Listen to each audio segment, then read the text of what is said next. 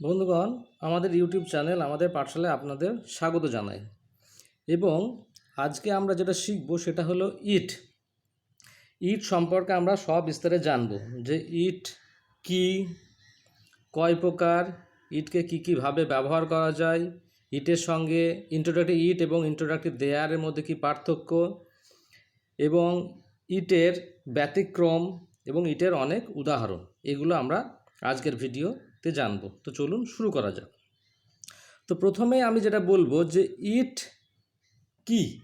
ইট হচ্ছে একটি প্রোনাউন, যদিও ইটের অর্থ হলো ইহা বা এটা বা এটি, এবং এটি হচ্ছে একটি singular neuter third person pronoun. Singular মানে এক বচন, নিউটার মানে যেটা ক্লিব বা ক্লিব লিঙ্গ হিসাবে বলা হয়, থার্ড পারসন প্রোনাউন। এবং এইগুলো যদি ব্যাপারগুলো না জেনে থাকেন তাহলে আমার পরে কমেন্ট করবেন, আমি জানিয়ে দেবো, এবং আমার অন্য ভিডিও আছে সেগুলো দেখে নিতে পারেন, যে singular neuter third person pronoun. এইবার ইটকে আমরা কয় ভাগে ভাগ করতে পারি। ইটকে আমরা দুই ভাগে ভাগ করতে পারি, বা ইটকে আমরা দুইভাবে ব্যবহার করতে পারি। প্রোনাউন হিসাবে ব্যবহার করতে পারি এবং ইন্ট্রোডাক্টরি ইট হিসাবেও ব্যবহার করতে পারি। তো প্রথমে আমরা প্রোনাউন হিসাবে ইটের কি ভূমিকা সেটা আমরা দেখব। তো দেখুন, প্রোনাউন হিসাবে ইটকে আমরা কিভাবে ব্যবহার করছি। ফর লাইফলেস থিংস, অর্থাৎ যে সমস্ত বস্তু নির্জীব তাদের ক্ষেত্রে ইটটা আমরা ব্যবহার করতে পারি প্রোনাউন হিসাবে। Give me my story book, I love it so much. তাহলে এখানে স্টোরি বুক যেটা, সেটারই প্রোনাউন হিসাবে ইট ব্যবহার হয়েছে এখানটায়। Here is your book, please take it. এখানটাতেও ইয়োর বুক সেটাকে রেফারেন্স করেই ইটটা ব্যবহার করেছে প্রোনাউন হিসাবে। তারপরে ধরুন, ফর অ্যানিম্যালস, পশুদের ক্ষেত্রে আমরা ইটকে ব্যবহার করতে পারি, পশু পাখি সব ক্ষেত্রে ব্যবহার করতে পারি। The cow is useful animal, it gives us milk. তাহলে দ্য কাউটা আমাদের এখানটায় নাউন, এর প্রোনাউন হচ্ছে ইট এখানটায়, এবং কাউ হচ্ছে আমাদের একটা পশু। ওকে, তারপরে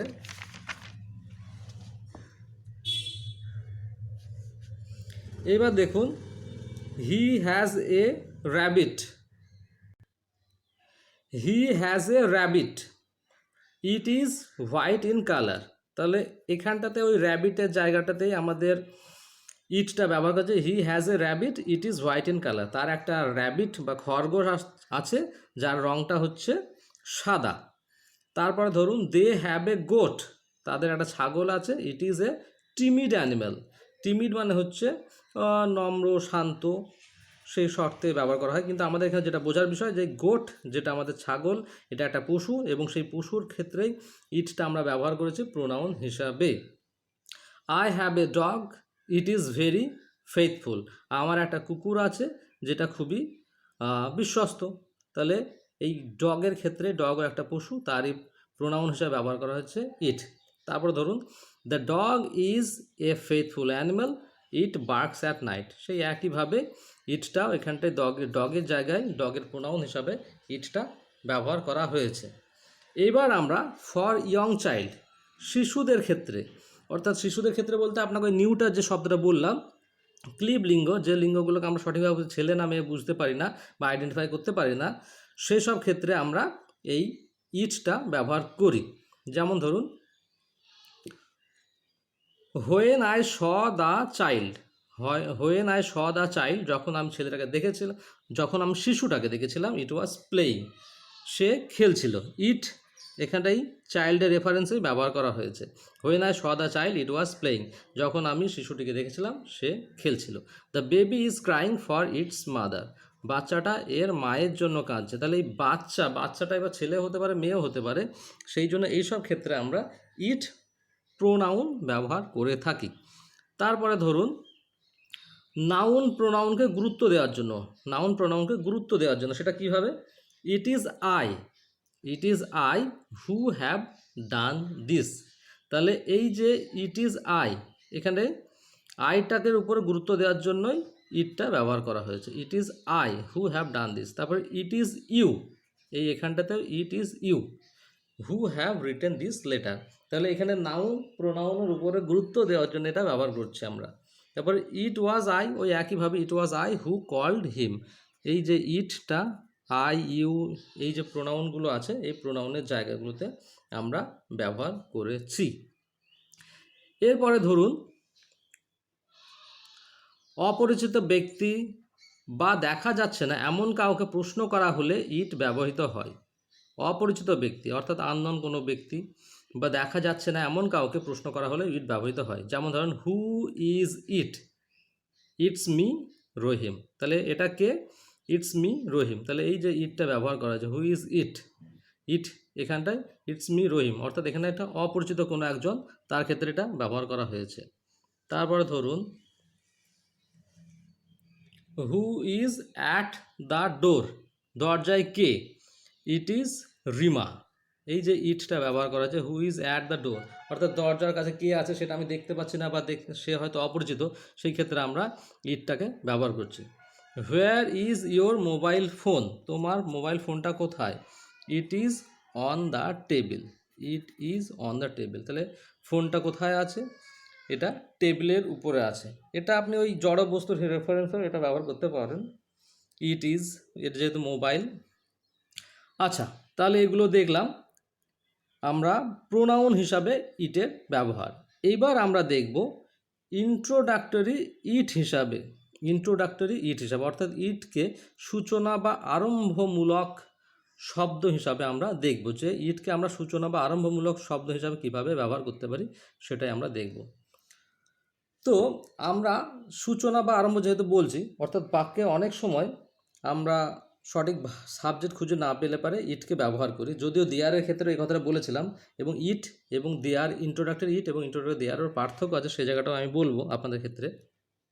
তো দেখে নিই, কখনো কখনো বাক্যে ইন্ট্রোডাক্টরি দেয়ারের মতো ইন্ট্রোডাক্টরি ইটেরও ব্যবহার হয়, যেটা বললাম। এবার এখানে যেটা দেখানোর চেষ্টা করেছি যে 3-4টে সিমিলারিটি ইট এবং দ্যাটের, ইন্ট্রোডাক্টরি ইট এবং ইন্ট্রোডাক্টরি দেয়ারের সিমিলারিটি কিছু আছে এবং এখানটা একটা পার্থক্য আছে, নিচে আমি দেখাচ্ছি। তাহলে প্রথমে যেটা বললাম যে কখনো কখনো বাক্যে ইন্ট্রোডাক্টরি দেয়ারের মতো ইন্ট্রোডাক্টরি ইটেরও ব্যবহার হয়। তারপর ধরুন এইরূপ ইটকে প্রিপারেটরি ইট বা ইমপার্সোনাল ইটও বলা হয়। এই ধরনের যে ইটগুলোকে ব্যবহার করা হচ্ছে সেগুলোকে প্রিপারেটরি ইট বা ইমপার্সোনাল ইটও বলা হয়। ইন্ট্রোডাক্টরি দেয়ারের মতো এই ইটেরও কোনো অর্থ নেই, অর্থাৎ বাক্যে যখন ইন্ট্রোডাক্টরি দেয়ার এবং ইন্ট্রোডাক্টরি ইট দুটো ব্যবহার করা হয় এদের সঠিকভাবে সেরকম অর্থ কিছু থাকে না। এমনিতে দেয়ার মানে সেখানে ওখানে, আর ইট মানে এটা ওটা সেটা, কিন্তু বাক্যে যখন এটা ব্যবহার করা হয় তখন ওই অর্থটা এদের থাকে না, সেটাই বলতে চাইছে। কেবল সেন্টেন্স আরম্ভ করতে বা বিভিন্ন ধারণা প্রকাশে বাক্যের প্রথমে অথবা শুরুতে ব্যবহৃত হওয়ায় এই ধরনের ইটকে ইংরেজিতে এমটি সাবজেক্ট বা ইন্ট্রোডাক্টরি সাবজেক্ট বলা হয়। কি বললাম যে এদের অর্থ বাক্যের শুরুতে হয়তো থাকে না, কিন্তু এটা বাক্যের যে কোনো একটা বাক্য শুরু করতে এই ইটটা ব্যবহার করা হয়, এবং এই ধরনের ইটের ব্যবহারগুলোকে বা এই ধরনের ইটগুলোকে এমটি সাবজেক্ট বা ইন্ট্রোডাক্টরি সাবজেক্ট বলা হয়। এগুলো বললাম যে ইটের সঙ্গে দেয়ারের কিছু সিমিলারিটি বা ইটের কিছু বৈশিষ্ট্য। এইবার আমি যেটা বলবো যে দেয়ারের সঙ্গে অর্থাৎ ইন্ট্রোডাক্টরি দেয়ার এবং ইন্ট্রোডাক্টরি ইটের পার্থক্য। তো দেখুন, দেয়ারের সঙ্গে ইন্ট্রোডাক্টরি ইটের পার্থক্য, দু একটা ব্যতিক্রম ছাড়া সাধারণত ইন্ট্রোডাক্টরি দেয়ার স্থান জ্ঞাপক, কিন্তু ইন্ট্রোডাক্টরি ইট প্রধানত সময় জ্ঞাপক। অর্থাৎ দেয়ার মানে সেখানে যেটা বলেছি আর কি, সেই জন্য অর্থাৎ দেয়ার শব্দটা আমাদের কীভাবে ব্যবহার করা হয়? স্থান জ্ঞাপক হিসাবে। আমি আমার ইন্ট্রোডাক্টরি দেয়ার ভিডিওটায় এটা নিয়ে সব বিস্তারে আলোচনা করেছি, যারা দেখেননি সেটা দেখে নিলেই বুঝতে পারবেন যে ইন্ট্রোডাক্টরি দেয়ার হচ্ছে অ্যাডভার্বিয়াল, প্লেস অফ অ্যাডভার্বিয়াল হিসাবে ব্যবহার করা হয়, প্লেস অফ অ্যাডভার্ব অর্থাৎ স্থান জ্ঞাপক হিসাবে। কিন্তু ইন্ট্রোডাক্টরি ইট প্রধানত সময় জ্ঞাপক, অর্থাৎ সময় জ্ঞাপক, সময়ের সঙ্গে রিলেটেড, সময় বলতে পারেন, দূরত্ব বলতে পারেন, এগুলো আমাদের এক্সাম্পল পরে আছে, আমরা দেখব, তাহলে আপনারা বুঝতে পারবেন। তো তার উপরে নির্ভর করে। তাহলে এটাই হলো পার্থক্য, যে দেয়ার হচ্ছে স্থান জ্ঞাপক আর ইন্ট্রোডাক্টরি ইট হচ্ছে সময় জ্ঞাপক। এবার আমরা পরের পাতায় যাব।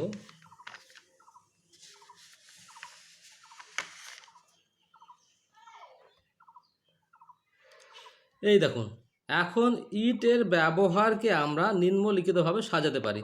ওই যেটা বললাম যে এটা তো সময় জ্ঞাপক, তো সেই সময়গুলো কী কীভাবে ব্যবহৃত হচ্ছে তার উপরে নির্ভর করে আমি কিছু সেন্টেন্স এখানে তৈরি করেছি এবং সেগুলো আপনাদের শোনাবো। এখন ইটের ব্যবহারকে আমরা নিম্নলিখিতভাবে সাজাতে পারি। সময় বোঝাতে, অর্থাৎ সময় বোঝাতে ইটকে আমরা কিভাবে ব্যবহার করি সেটা এখানে দেখানো হয়েছে। ইট ইজ 10 o'clock, এখন 10টা। ইট ইজ 10:30, ইট ইজ 10:30 মানে হচ্ছে 10:30, অর্থাৎ 10:30টা। It is time to go, এখন যাওয়ার সময়। It is time to start, এখন শুরু করার সময়। It is 5 years since I saw you, আমি তোমায় দেখা প্রায় 5 বছর হয়ে গেল, বা 5 বছর আগেই তোমার সঙ্গে দেখা হয়েছিল। It is 9 years since she went there, তার যাওয়া সেখানে 9 বছর হয়ে গেল। তাহলে দেখতে পাচ্ছি এই যে সমস্ত ক্ষেত্রে ইটগুলো আছে এবং সমস্ত ক্ষেত্রেই টাইমের একটা ব্যাপার আছে, সেই টাইম অর্থাৎ সময় বোঝাতে ইটগুলো আমরা ব্যবহার করেছি। এইবার দেখুন ঋতু বোঝাতে, ঋতু বোঝাতে ইট ইজ সামার, সামার একটা গ্রীষ্মকাল বা ঋতু। ইট ইজ উইন্টার, এটা শীতকাল। ইট ইজ রেইনি সিজন, এটা বর্ষাকাল। তাহলে এই সব ক্ষেত্রে খুব সহজভাবে আমরা ব্যবহার করেছি এবং এই ট্রান্সলেশনগুলো খুবই সহজ, তাই না? কিন্তু এই সময়ের ক্ষেত্রে যে ট্রান্সলেশনগুলো আছে এগুলো একটু একটু অনেক সময় সমস্যা হয়, এটা একটু বুঝে নেওয়ার ব্যাপার আছে, তো ওটা দেখে নেবেন, সমস্যা হলে আমায় বলবেন। তারপর ধরুন দূরত্ব বোঝাতে, ইট ইজ 10 কিমি ফ্রম হিয়ার, এখান থেকে 10 kilometre. It is a long way, এটা একটা লম্বা রাস্তা বা লম্বা যাত্রা বা অনেকটা দূর, সেটা বোঝাতে ব্যবহার করা হচ্ছে। তাহলে সময় বোঝাতে, ঋতু বোঝাতে, সরি আবহাওয়া বোঝাতে, ওটা আমি মিস করে গেছি, আপনাদের ওটা বলে দিচ্ছি। আবহাওয়া বোঝাতে ইট ইজ রেইনিং, এখন বৃষ্টি হচ্ছে, তার অর্থাৎ আবহাওয়াটা কেমন, এখন বৃষ্টিময় আবহাওয়া। ইট ইজ স্নোয়িং, এখন বরফ পড়ছে। ইট ইজ ফ্রস্টি, এখন কুয়াশাময়। ইট ইজ সানি, এখন রোদ উজ্জ্বল। অর্থাৎ আবহাওয়ার সিচুয়েশনটা কেমন, কখনো বৃষ্টি, কখনো তুষার, কখনো রোদ উজ্জ্বল, এই যে ব্যাপারটা বোঝানোর জন্য, আবহাওয়ার পরিস্থিতি বোঝানোর জন্য আমরা ইটকে ব্যবহার করতে পারি। তারপরে ধরুন দূরত্ব তো বললাম, এরপর আসছে গুণ বা স্থানবাচক বাক্যে। গুণ বা অবস্থাবাচক বাক্যে আমরা ইটকে ব্যবহার করতে পারি। সেটা কীভাবে? It is good or nice, এটা একটা ভালো, গুড বা নাইস এটা হচ্ছে কারো গুণের কথা বলা হচ্ছে। আর ইট ইজ লিটল লেট, এটা কিছুটা দেরি, এই অর্থে ব্যবহার করা হচ্ছে। তাহলে অবস্থা বা গুণ, গুণটা দেখে নিলে, আর অবস্থাবাচক হিসাবে এখানটা অবস্থাবাচক বলতে যে কিছুটা দেরি অবস্থায় অবস্থান করছে, কিছু দেরিতে, সেটা কথা বোঝানো হয়েছে। তাহলে এখানটায় আমরা ইটের বিভিন্ন পরিস্থিতিতে ব্যবহার দেখলাম, সময় বোঝাতে, ঋতু বোঝাতে, আবহাওয়া বোঝাতে, দূরত্ব বোঝাতে এবং গুণ বা অবস্থান বাচক বাক্যে, এটা আমরা দেখলাম। এবার না বাচক বাক্যে, না বাচক বাক্যে এটা কিভাবে ব্যবহার করা হয় সেটা আমরা দেখব। দেখুন, it is no good to keep it here, অর্থাৎ বাক্যে না হিসাবে ব্যবহার করতেও ইট ব্যবহার করা। It is no good to keep it here, it is no good telling a lie. প্রথমটা সেন্টেন্সটার অর্থ হচ্ছে এরকম, it is no good to keep it here, এটা এখানে রাখাটা ঠিক হবে না বা ঠিক নয়। আর it is no good telling a lie, আর মিথ্যা কথা বলা ঠিক নয়, এটা তো আমরা জানি। এইবার আমরা এদিকে দেখব যে ইন্ট্রোডাক্টরি ইটের ব্যতিক্রম কিছু চরিত্র। এই যে আমরা বললাম এর বাইরেও ইন্ট্রোডাক্টরি ইটের একটা ব্যাপার আছে, সেটা আমরা দেখব। ইন্ট্রোডাক্টরি ইট বেশিরভাগ ক্ষেত্রে সময় জ্ঞাপক হলেও ব্যতিক্রম হিসাবে কখনো কখনো ইট কোনোরূপ অর্থ না বুঝিয়ে কেবল বাক্য আরম্ভ করার জন্যই ব্যবহৃত হয়। কি বললাম আর একটা বলে দেখেন, যে ইন্ট্রোডাক্টরি ইট বেশিরভাগ ক্ষেত্রে সময় জ্ঞাপক, ওই প্রথমে বললাম যে এটা সময় জ্ঞাপক হিসাবে, আর দেয়ারটা হচ্ছে স্থান জ্ঞাপক হিসাবে ব্যবহৃত হয়। তা হলেও ব্যতিক্রম হিসেবে কখনো কখনো ইট কোনোরূপ অর্থ না বুঝিয়ে, অর্থাৎ এটা ইটের যে প্রকৃত অর্থ সেটা না বুঝিয়ে কেবল বাক্য আরম্ভ করার জন্য ব্যবহৃত হয়। বলা সহজ, করা কঠিন, এটা একটা তার উদাহরণ দেখে নিই। It is easy to say but hard to do, it is easy to say but hard to do. এটা বলা সহজ কিন্তু করা কঠিন। এই ক্ষেত্রে ইট শব্দটা বাক্যের সূচক হিসাবে কাজ করেছে, এখানে এর অর্থ বিশেষ নেই। তারপরে it is not wrong to think so. It is not wrong to think so, এইরূপ ভাবা ভুল নয়। এখানটাতে ইটটা ব্যবহার করা হয়েছে, দেখতে পাচ্ছেন, এরূপ ভাবা ভুল নয়। It is not wrong to think so, এখানটাও ইটটা ব্যবহার করা হয়েছে ওই একইভাবে বাক্যে শুরু করার জন্য। এখানে ইটের বিশেষ কোনো অর্থ নেই। আহারের পর স্নান করা ভালো নয়। It is not good to bath after meals. It is not good to bath after meals, এখানে ইটটা ব্যবহার করা হয়েছে। আহারের পর স্নান করা ভালো নয়, এই বাক্যে ইটকে ব্যবহার করা হয়েছে। It is not good to bath after meals, এবং এটাও ইটটা বাক্যের জাস্ট শুরু বা ইন্ট্রোডাক্টর হিসেবে ব্যবহৃত হয়েছে। এবং সেই সঙ্গে এর পার্থক্যটা কি, যে আগেরগুলো আমাদের সময় জ্ঞাপক হিসাবে কাজ করছিল, কিন্তু এখানে সময় জ্ঞাপক হিসাবে না, জাস্ট শুরু করার হিসাবেই। এইটুকুই পার্থক্য। নাহলে আগেও ইন্ট্রোডাক্টরি ছিল, এখনও ইন্ট্রোডাক্টরি আছে, কিন্তু আগে সময় জ্ঞাপক হিসাবে কাজ করছিল, আর এখন শুধু কাজ করছে শুধুমাত্র আরম্ভ করার জন্য বাক্যটাকে। গুরুজনকে সম্মান করা আমাদের অবশ্য কর্তব্য। গুরুজনকে সম্মান করা আমাদের অবশ্য কর্তব্য, এটাও একটা সেন্টেন্স, এবং এই সেন্টেন্সে আমরা দেখতে পাচ্ছি it is our bounden duty to respect our superiors. It is our bounden duty to respect our superiors, অর্থাৎ আমাদের যে সুপিরিয়র বা আমাদের যারা গুরুজন আছেন তাদেরকে সম্মান করাটা আমাদের একদম একান্তই কর্তব্য, সেটার কথা বলা হয়েছে। এবং এখানে ইটটা জাস্ট একটা বাক্যের ইন্ট্রোডাক্টর হিসেবে ব্যবহার করা হয়েছে, এটা কোনো সময় জ্ঞাপক হিসাবে ব্যবহৃত হয়নি। এবার বন্ধুগণ পরের পেজে আমরা আরও দেখব।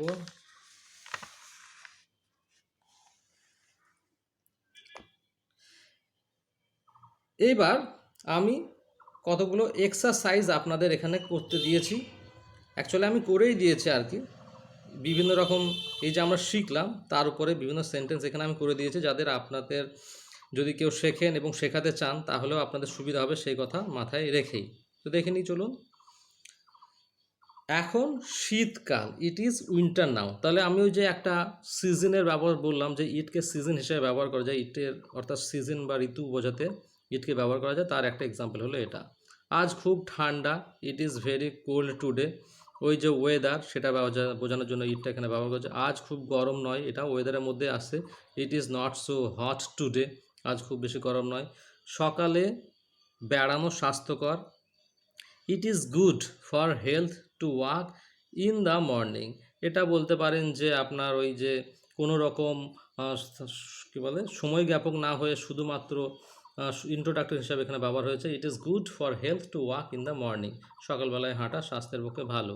তারপরে ধরুন এখন মাঠে দৌড়ানো ভালো নয়, it is not good to run in the field now. এখানটাতেও ধরন ব্যবহার করা হয়েছে জাস্ট ইন্ট্রোডাক্টর হিসাবে। এখন বেলা 10:30, এটা সময় হিসাবে ব্যবহার করা হয়েছে। ইট ইজ 10:30 নাও, এখন 10:30। তারপরে ধরুন আরও কিছু আছে এখানটায়। এখন 10:15, ইট ইজ এ 10:15, অর্থাৎ 10টা বেজে, ইট ইজ এ কোয়ার্টার মানে 15 মিনিট ধরা হয়, ঠিক আছে। ইট ইজ এ 10:15, অর্থাৎ 10টা বেজে 15কে 10:15 বলা হয়। তারপর ধরুন এখন 11:15, অর্থাৎ 11টা বাজেনি, ইট ইজ 11:45। এইসব ক্ষেত্রে আমি আপনাদের এই দুটোর ক্ষেত্রে একটু বুঝিয়ে দেওয়ার চেষ্টা করি। দেখুন ইট ইজ এ 10:15, এই পাস্ট মানে অতীত, অর্থাৎ সেটা সময় অতিক্রম করে গেছে, অর্থাৎ 10:15, অর্থাৎ 10কে পেরিয়ে গেছে। আর কোয়ার্টার মানে 15, তাহলে 10:15।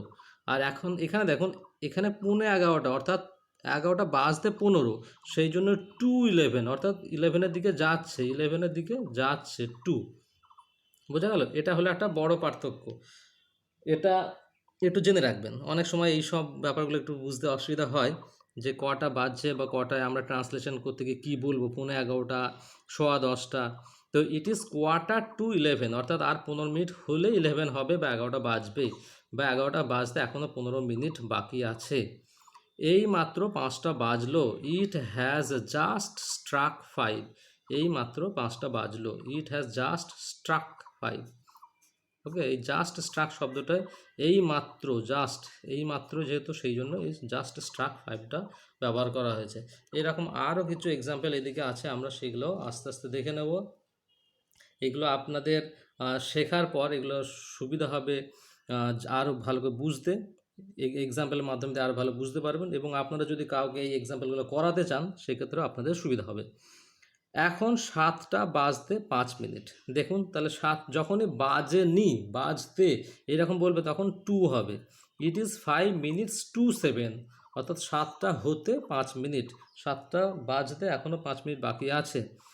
এখন 8টা বেজে 10 minute, it is 10 minutes past 8, অর্থাৎ 8টা বেজে 10 মিনিট, 8টা বেজে 10 মিনিট মানে ওই বললাম পাস্ট মানে পেরিয়ে গেছে, তাহলে past 8 অর্থাৎ 8টা বেজে পার করে গেছে, এবং সেটা কত মিনিট সেটা এখানে দেখলেই বোঝা যাবে। আজ কনকনে শীত, it is biting cold today, বা আজকে খুব কনকনে শীত, আজ কনকনে শীত, এটার ইংরেজি হচ্ছে it is biting cold today, এবং এটা ওই ওয়েদার হিসাবে বোঝানো হচ্ছে। গুড়ি গুড়ি বৃষ্টি হচ্ছে, এটা ওয়েদার হিসাবে ইটটা ব্যবহার হচ্ছে, ইট ইজ ড্রিজলিং। আজ রাত্রে বরফ পড়তে পারে, ইট মে স্নো টুনাইট, এটা ওয়েদার হিসাবে ব্যবহার হচ্ছে, ইটটা দেখতে পাচ্ছেন, ইট মে স্নো টুনাইট, আজ বরফ পড়তে পারে। তারপর ধরুন 15 কিলোমিটার পথ চলা সহজ নয়, it is not easy to walk 15 kilometre, এবং এখানে এটা শুধু ধরতে পারেন যে ওই না সূচক বাক্য বা শুধু ইন্ট্রোডাক্টরি ইট হিসাবে এটা ব্যবহার করা হয়েছে। দিনের বেলায় ঘুমানো ঠিক নয়, it is not good to sleep in the day time, ইটটা ইন্ট্রোডাক্টরি হিসেবে ব্যবহার করা হয়েছে। কোনো সময় জ্ঞাপক নয়, শুধুমাত্র ইন্ট্রোডাক্টরি ইট। না বুঝে পড়া মুখস্থ করা উচিত নয়, it is not good memorising without understanding, তাহলে শুধুমাত্র এরকম না বুঝে মুখস্থ করাটা ঠিক নয়, সেটা বোঝাতে এখানটা আমরা ইটটা ব্যবহার করেছি। ওকে, ইটটা এখানে ইন্ট্রোডাক্টরি হিসেবে ব্যবহার করা হয়েছে। আর একটা, মাতা পিতার আদেশ মান্য করা আমাদের একান্ত কর্তব্য, এটা এমনি আমাদের বাস্তব জীবনে খুব সত্য এবং আমাদের উচিত, সেটারই ইংরেজিটা হচ্ছে it is our bounden duty to abide by the orders of our parents, it is our bounden duty to abide by the orders of our parents, এটার ইংরেজিটা হলো ইট, এই মাতা পিতার আদেশ মান্য করা আমাদের একান্ত কর্তব্য, এর ইংরেজি হলো এটা, এবং এখানে ইটটা আমাদের ইন্ট্রোডাক্টরি হিসাবে ব্যবহার করা হয়েছে। তো এই হলো বিষয় বন্ধুগণ, ভালো করে দেখে নেবেন, এবং কোনো রকম সুবিধা অসুবিধা হলে অবশ্যই জানাবেন। এবং আজকের ভিডিও আমরা তাহলে কি জানলাম, যে ইট সম্পর্কে ডিটেলসে জানলাম, যে ইট কি, ইটকে আমরা কয় ভাগে ভাগ করতে পারি, প্রোনাউন হিসাবে এবং ইন্ট্রোডাক্টরি ইট হিসাবে, এবং ইন্ট্রোডাক্টরি ইট হিসাবে সেগুলো এক্সাম্পল দেখেছি, প্রোনাউন হিসাবে কী কীভাবে ভাগ করা যায় সেগুলোও দেখেছি, ইন্ট্রোডাক্টরি দেয়ার এবং ইন্ট্রোডাক্টরি ইটের পার্থক্য আমরা দেখেছি। তো সমস্তগুলো ভালো করে আপনারা দেখে নেবেন, এবং সুবিধা অসুবিধা হলে অবশ্যই জানাবেন। আমাদের চ্যানেলে যারা নতুন আছেন তারা অবশ্যই সাবস্ক্রাইব করে নেবেন, এবং আমাদের ভিডিওগুলো যতটা পারবেন শেয়ার করবেন। সেই সঙ্গে আপনারা সুস্থ থাকুন, ভালো থাকুন, পরবর্তী ভিডিওতে আপনাদের সঙ্গে আবারও দেখা হবে। ধন্যবাদ।